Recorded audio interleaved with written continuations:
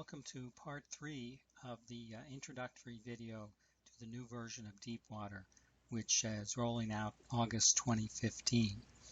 In part 1, we covered the dashboard tab and some of the changes that have been made there. And we also talked about the configuration tab and the notifications tab, which is brand new and represents a significant increase in functionality for Deepwater. Part 2, we talked about students and teams, particularly instructor ability to change team names, and students can change their team name as well. We spent most of the time in Part 2 talking about the calendar game round information, and this is where you configure the details of your Deepwater simulation game. And we talked about the significantly different approach to ethical challenges in Deepwater and how you can set those up to automatically announce themselves to students and automatically deliver the documentation they need to respond to those challenges. In part 3, I want to talk about first the weather and oil price tab, which is essentially unchanged. This gives you the ability to override the real-world weather and the real-world oil prices, and use your own weather and use your own oil prices to craft your simulation.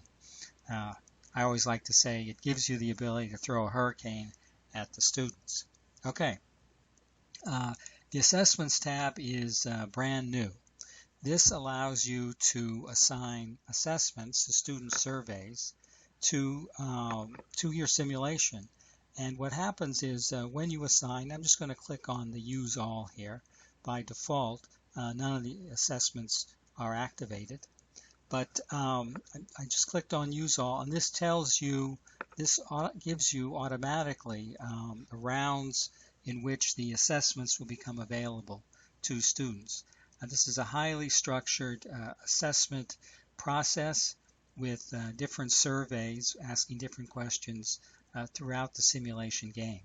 So if you decide to use these assessments, this is how you set it up.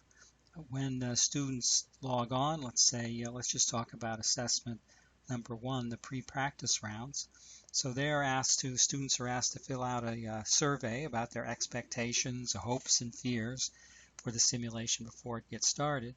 So when they first log on, the first practice round opens, they will be prompted to click on a link which will take them out to an assessment area where they will have an opportunity to express their views and opinions and feelings about the simulation. And this gives you a read on how they start. The assessments are anonymous. You will not be able to find out which students provided which answers, but you will get a comparison between your students and sort of the universe of students who have participated in Deepwater. So this allows you to set up those assessments automatically, and there are 6 of them, and you can turn them on and off as a group or on and off individually. So that's one of the major improvements and changes in this August 2015 version of Deepwater. Announcements. Whenever you change something and then forget that you haven't saved it, it'll prompt you to go back and give you a chance to save those changes and then tell you that they've been saved successfully. The last tab, the announcements tab, that's very similar to the earlier version, except for the first time you're now able to attach files to the announcements that you push out to students. So these announcements show up on the announcements page for students, and they also are pushed out to them in the form of an email. So again, the big difference here is that you can attach files to announcements that you send out to students. Okay, that's the end of part 3, and that essentially covers the significant improvements, the most visible improvements and changes in Deepwater for August 2015. Thank you so much.